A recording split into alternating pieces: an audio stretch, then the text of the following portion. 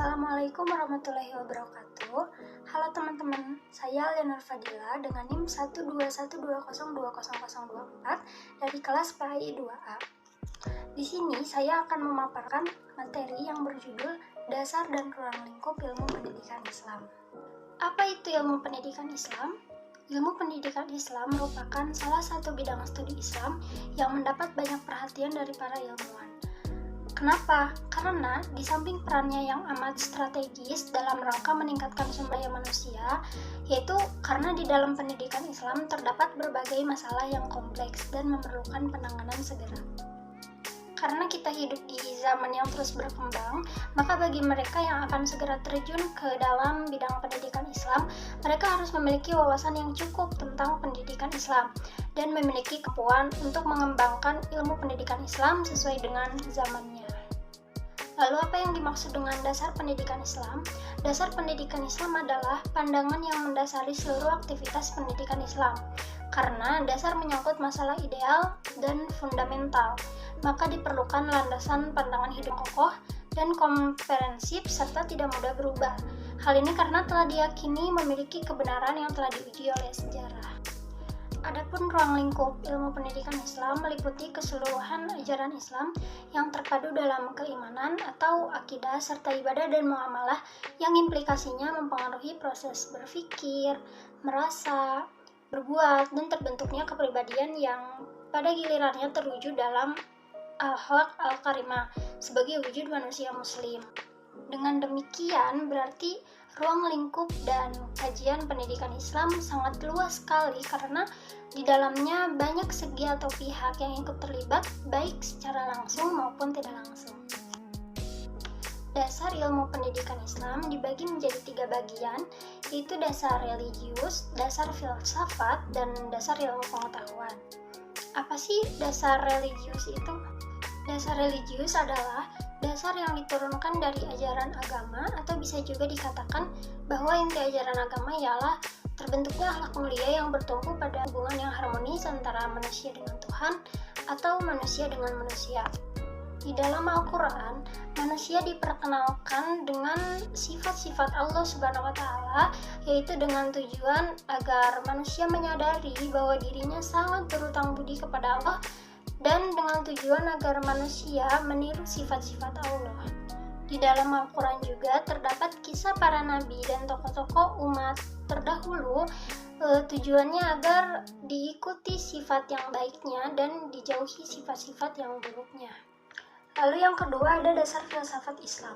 Apa itu dasar filsafat Islam? Dasar filsafat Islam adalah dasar yang digali dari hasil pemikiran spekulatif, mendalam, sistematik, radikal, dan universal tentang berbagai hal yang selanjutnya digunakan sebagai dasar bagi perumusan konsep ilmu pendidikan Islam. Dalam ilmu filsafat Islam dijumpai pembahasan tentang masalah ketuhanan, alam jagat raya, manusia, ilmu pengetahuan, dan juga dalam filsafat ketuhanan ini diuraikan tentang sifat-sifat dan perbuatan Allah Subhanahu wa Ta'ala serta hubungannya dengan perbuatan dan sifat manusia, yang bahasanya Allah Subhanahu wa Ta'ala bersifat dengan segala kesempurnaan dan mustahil bersifat dengan segala kekurangannya. Lalu selanjutnya filsafat tentang alam jagat raya, itu diuraikan bahwa alam jagat raya ini merupakan bukti bahwa adanya sifat-sifat Allah yang maha sempurna. Lalu apa saja sih yang termasuk ke dalam alam jagat raya ini? Itu yang terdiri dari matahari, bulan, bintang, lautan, dan sebagainya. Semuanya itu adalah ciptaan Allah Subhanahu wa Ta'ala. Kemudian dalam filsafat tentang manusia terdapat uraian yang menyimpulkan bahwa manusia itu adalah ciptaan Allah Subhanahu wa Ta'ala yang paling sempurna. Kemudian yang ketiga ada dasar ilmu pengetahuan. Apa yang dimaksud dengan dasar ilmu pengetahuan? Yang dimaksud dengan dasar ilmu pengetahuan adalah dasar nilai guna dan manfaat yang terdapat dalam setiap ilmu pengetahuan bagi kepentingan pendidikan dan pengajaran. Dijelaskan bahwa ilmu pengetahuan, baik ilmu pengetahuan alam maupun ilmu pengetahuan sosial, memiliki tujuan dan manfaatnya sendiri-sendiri. Nah, berbagai ilmu pengetahuan tersebut harus digunakan sebagai dasar ilmu pendidikan Islam. Pembahasan selanjutnya itu mengenai ruang lingkup pendidikan Islam. Yang pertama, teori-teori dan konsep-konsep yang diperlukan bagi perumusan desain pendidikan dengan berbagai aspeknya, yaitu visi, misi, tujuan, kurikulum, proses belajar mengajar, dan sebagainya. Teori-teori dan konsep-konsep dibangun dari hasil kajian ilmiah yang mendalam dari sumber ajaran Islam yang terdapat dalam Al-Quran dan As-Sunnah. Lalu yang kedua, yaitu teori dan konsep yang diperlukan untuk kepentingan praktik pendidikan, yaitu mempengaruhi peserta didik agar mengalami perubahan, peningkatan, dan kemajuan baik dari segi wawasan, keterampilan, mental, spiritual, sikap, pola pikir, dan kepribadiannya. Terus selanjutnya, apa saja sih yang termasuk ke dalam pihak-pihak yang terlibat dalam pendidikan Islam? Yang pertama ada perbuatan mendidik itu sendiri. Yang dimaksud dengan perbuatan mendidik adalah seluruh kegiatan, tindakan atau perbuatan dan sikap yang dilakukan oleh pendidik sewaktu menghadapi atau mengasuh peserta didik, atau dengan istilah lain yaitu sikap atau tindakan yang menuntun, membimbing, serta memberi pertolongan dari seseorang pendidik kepada peserta didik untuk menuju kepada tujuan pendidikan Islam. Lalu yang kedua ada pelaku pendidikan yang terdiri dari pendidik dan peserta didik. Keberadaan pendidik dalam dunia pendidikan sangat krusial sebab kewajibannya tidak hanya mentransformasikan pengetahuan tetapi juga dituntut menginternalisasikan nilai-nilai pada peserta didik. Bentuk nilai yang diinternalisasikan paling tidak meliputi nilai etika, estetika, sosial, ekonomis, politik, dan sebagainya. Lalu ada juga peserta didik. Peserta didik merupakan salah satu komponen dalam sistem pendidikan Islam.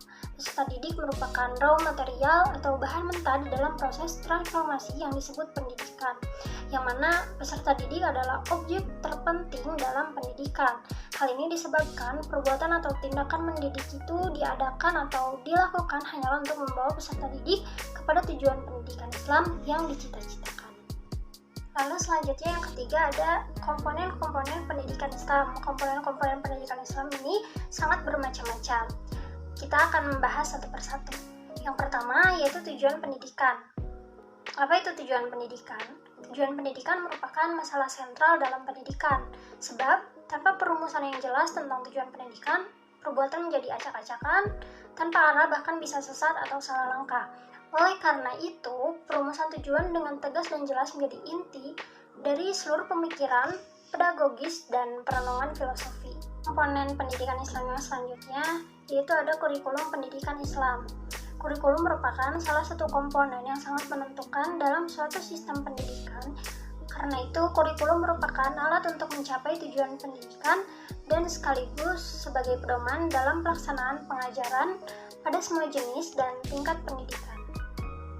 Dalam kurikulum akan tergambar bagaimana usaha yang dilakukan untuk membantu peserta didik untuk mengembangkan potensinya, yaitu berupa fisik, intelektual, emosional, sosial, keagamaan, dan sebagainya. Kemudian ada metode pendidikan Islam. Metode mengajar dapat diartikan sebagai cara yang dipergunakan oleh pendidik dalam membelajarkan peserta didik saat berlangsungnya proses pembelajaran. Metode belajar ini harus diwujudkan dalam proses pendidikan dalam rangka mengembangkan sikap mental dan kepribadian agar peserta didik dapat menerima pelajaran dengan mudah dan dapat mencerna pelajaran dengan baik. Selanjutnya, ada dasar pendidikan Islam. Dasar pendidikan Islam ini adalah untuk membentuk pribadi muslim seutuhnya dengan pribadi yang ideal menurut Islam, yang meliputi aspek-aspek individual, sosial, dan intelektual. Atau dengan kata lain, untuk membentuk pribadi muslim yang mampu meraih kebahagiaan dunia dan kebahagiaan akhirat. Selanjutnya yang kelima yaitu materi pendidikan Islam. Dalam pendidikan Islam, tujuan dan materi merupakan dua hal yang tidak boleh dipisahkan dan Al-Quran harus selalu dijadikan rujukan dalam membangun materi atau teori pendidikan. Lalu yang keenam yaitu alat pendidikan. Alat pendidikan adalah suatu benda yang dapat diindrai, khususnya penglihatan dan pendengaran, baik yang terdapat di dalam maupun di luar kelas, yang digunakan sebagai alat bantu penghubung dalam proses interaksi belajar mengajar untuk meningkatkan efektivitas hasil belajar siswa. Lalu selanjutnya yang ketujuh, yaitu evaluasi pendidikan. Dengan adanya evaluasi ini, seseorang guru diharapkan mampu melihat perkembangan pendidikan siswanya, apakah pelajaran yang sudah diajarkan dimengerti atau tidak. Lalu yang terakhir yaitu lingkungan pendidikan. Pada umumnya, telah diketahui bahwa anak-anak semenjak dilahirkan sampai menjadi dewasa harus mengalami perkembangan. Baik atau buruknya hasil perkembangan anak itu, yaitu dari pengaruh-pengaruh yang diterima oleh anak itu dari berbagai lingkungan pendidikan yang dapat disimpulkan bahwa landasan pendidikan Islam merupakan landasan operasional yang dijadikan untuk merealisasikan dasar ideal atau sumber pendidikan Islam. Dilihat dari sudut pandang aksiologis, apapun yang namanya ilmu itu tergantung untuk apa ilmu itu digunakan sebaik-baiknya. Jangan sampai disalahgunakan. Berdasarkan pernyataan tersebut, dasar pendidikan Islam dibagi menjadi 3, yaitu dasar religius, dasar filsafat, dan dasar ilmu pengetahuan. Baik, mungkin itu saja yang dapat saya sampaikan. Mohon maaf apabila ada kekurangan atau salah kata. Terima kasih. Wassalamualaikum warahmatullahi wabarakatuh.